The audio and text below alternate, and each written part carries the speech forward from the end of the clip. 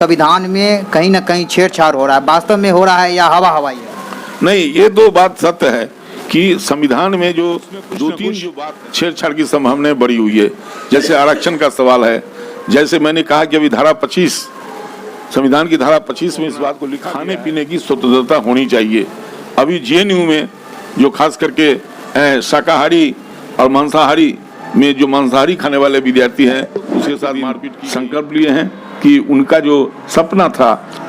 और एक चीज और मैं कहना चाहूंगा आपके माध्यम से कि कुछ लोग इस ताक में हैं कि जो संविधान का जो प्रियम्बुल है करें, खास करके जो दो शब्द है संविधान के प्रियम्बुल में, एक शब्द है धर्मनिरपेक्ष का और दूसरा शब्द विलोपित करने के लिए कुछ लोग लगे हुए हैं। लेकिन हमारी पार्टी और देश में जो समाजवादी जो लोग हैं उन लोगों ने यह सब संविधान की सुरक्षा करेंगे और संविधान की रक्षा के लिए हम लोग वचनबद्ध है, उसको छेड़ने नहीं देंगे।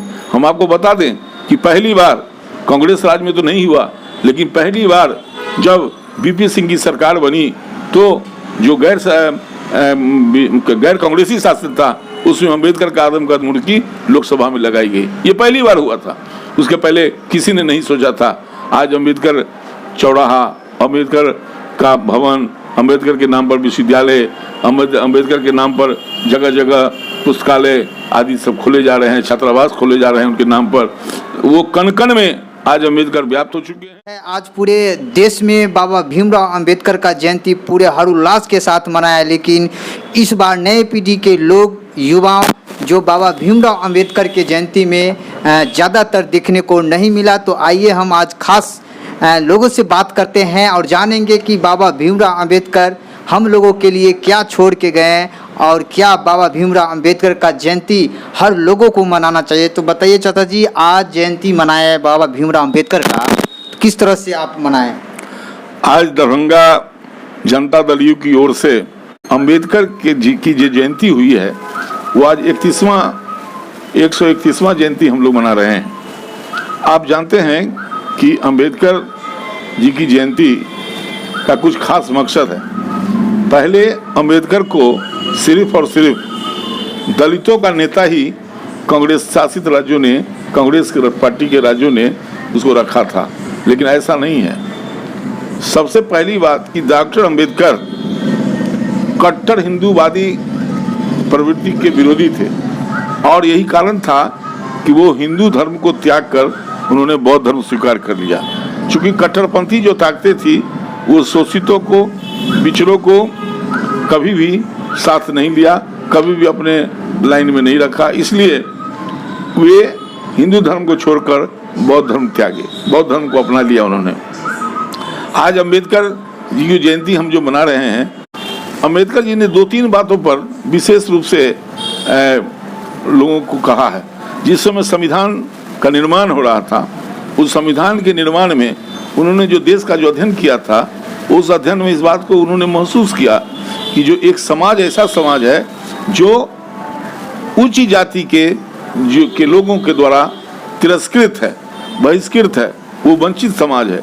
उन्होंने वंचित समाज को एक अपने संविधान में एक आरक्षण का फॉर्मूला उन्होंने लिखा था, जिस फॉर्मूला के तहत उनको आरक्षण मिला था।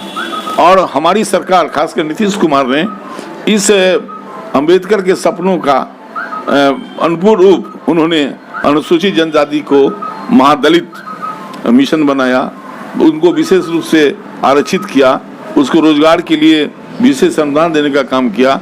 और यही नहीं, न्यायालय में भी उन्होंने अनुसूचित जनजाति एक्ट को काफ़ी कठोर किया, उसके लिए विशेष जज की नियुक्ति की, प्रत्येक जिला में थाना का उन्होंने जो है सो इजाद किया, रखा, थाना बनाया, ताकि इस वर्ग के साथ उपेक्षा नहीं हो, इस वर्ग को वंचित नहीं किया जा सके।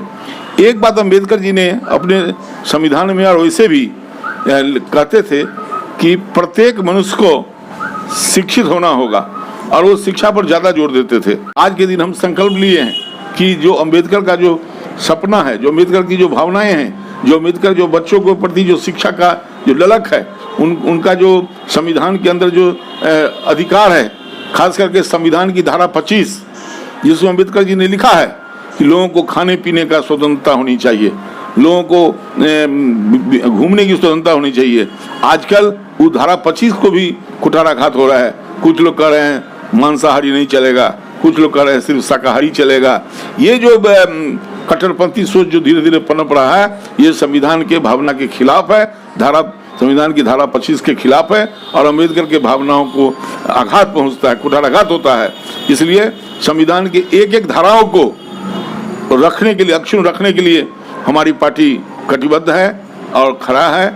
हम किसी धारा को बदलने नहीं देंगे और जो अम्बेडकर ने जो सपना बनाया था, संविधान की जो रचना की थी, वो और बाकी और लोग भी किए थे, लेकिन उनका जो भावना था, उस भावना के अनुरूप इस देश को, इस राज्य को चलने के लिए हम सभी लोग संकल्प लिए हैं और संकल्प लेकर के एक वादा करते हैं कि अम्बेडकर के भावनाओं को कभी भी गिरने नहीं देंगे, टूटने नहीं देंगे, मिटने नहीं देंगे। पुराने पीढ़ी के लोग जो है बाबा भीमराव अम्बेडकर जयंती में बढ़ चढ़ कर भाग लेते हैं, लेकिन नए लोग, नए युवाओं है कम देखने को मिल रहा है, तो इसके लिए आप क्या संदेश देना चाहेंगे? उसका सबसे बड़ा कारण है, जैसा कि आपको महसूस हुआ है, मैं तो नहीं समझता, लेकिन आपको अगर महसूस हुआ है तो उसका सबसे बड़ा कारण है शिक्षा का।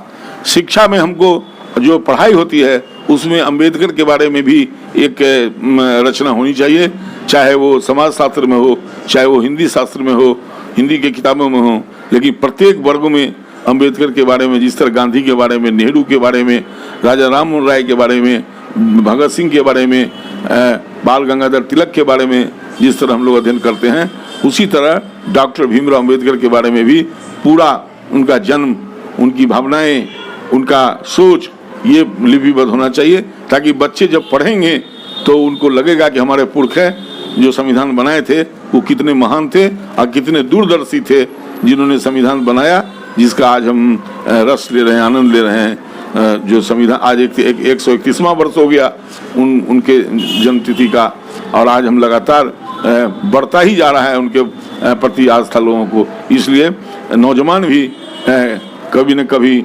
हम लोगों से भी ज्यादा बढ़ चढ़ करके हिस्सा लेंगे और अम्बेडकर के मसाल को जलाएंगे। ये सब जो है गलत है, ये अम्बेडकर के भावनाओं के खिलाफ है। इस सब पर प्रतिबंध होना जरूरी है और इसको, संविधान को अक्षुण्ण रखने के लिए शासन को, प्रशासन को आगे आना होगा। शुभ नाम? श्याम किशोर प्रधान, दरभंगा जेडीयू। बहुत बहुत धन्यवाद, इतनी अच्छी आप बात बताएं, क्योंकि अभी के जो युवा पीढ़ी है बाबा भीमराव अम्बेडकर जयंती में बढ़ चढ़ कर भाग नहीं ले रहे हैं। हम उन लोगों से भी हम आग्रह करते हैं कि बाबा भीमराव अम्बेडकर का जो सिद्धांत है, जो राह है और जो संविधान बनाए हैं, उनके राह पर आना हर युवाओं को बेहद ज़रूरी है। और आप हमारे फेसबुक पेज पे देख रहे हैं तो फेसबुक पेज को भी फॉलो करें और हमारे यूट्यूब चैनल नैतिक बिहार को सब्सक्राइब जरूर करें। हम आपको सिर्फ सच की खबर बताते रहते हैं। फिर मिलते हैं नए न्यूज़ के साथ, तब तक के लिए जय हिंद।